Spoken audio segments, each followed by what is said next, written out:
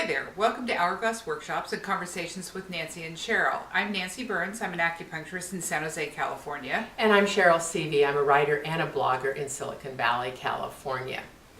How do you step out of your comfort zone? And what do you do when you feel lonely? Well, I think I have a lot of patients that tell me recently that they feel lonely. And so I started asking around, and some people say, yes, they do, and others say, I wish I did. You know, they're too busy.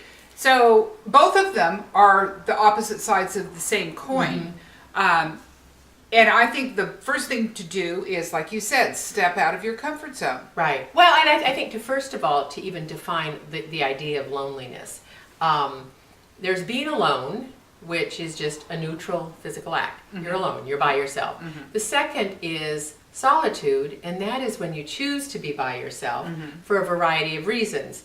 And the third is loneliness. It's like, how in the heck did I get here? I don't like it, it doesn't feel good. Right. And that's not choice. And that's really the one we're talking about. Right, exactly, because solitude is very important for all of us to nurture our souls and get us balanced and feel peaceful. And some people need more than others, Right. you know, but I think we all of us need some, you know. Loneliness, however, can be for a lot of different reasons, but whatever the reason is, it's not a good feeling. And so you have to do something different. Step out of what's comfortable for you, whether it's joining a church group or, you know, going to a class or learning something new, you know. Exactly. Well, and I'll use an example that as an extrovert and enjoying being with people, the right people, of course. I've taken on. I write a lot. I write for a living, and writing can be a very lonely process.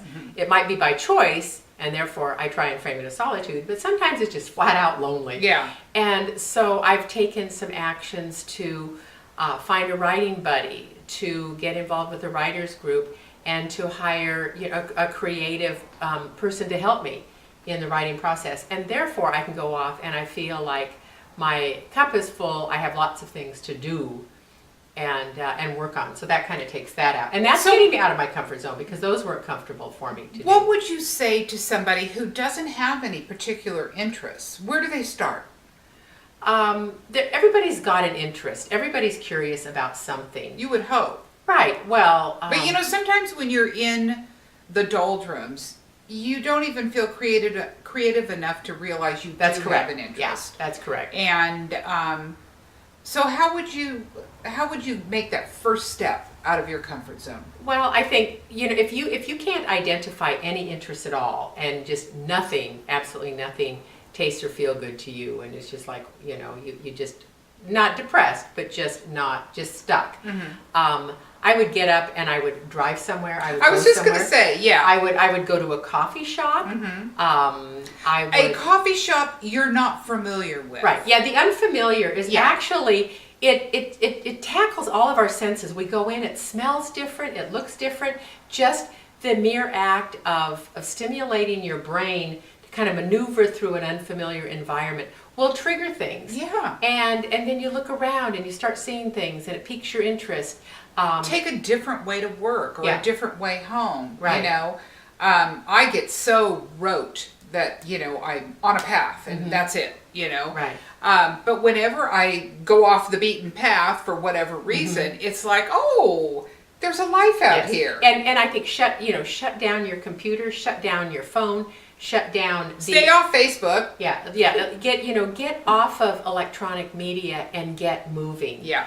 Because that will start to trigger things. It will. And and even if you go to a store that you enjoy, there's some beautiful gift shops. There's some beautiful nurseries that just you walk around, and maybe you get an idea at a nursery. I'm going to put together a little miniature garden, and a little one of those little tiny gardens, with cactuses and succulents and whatnot.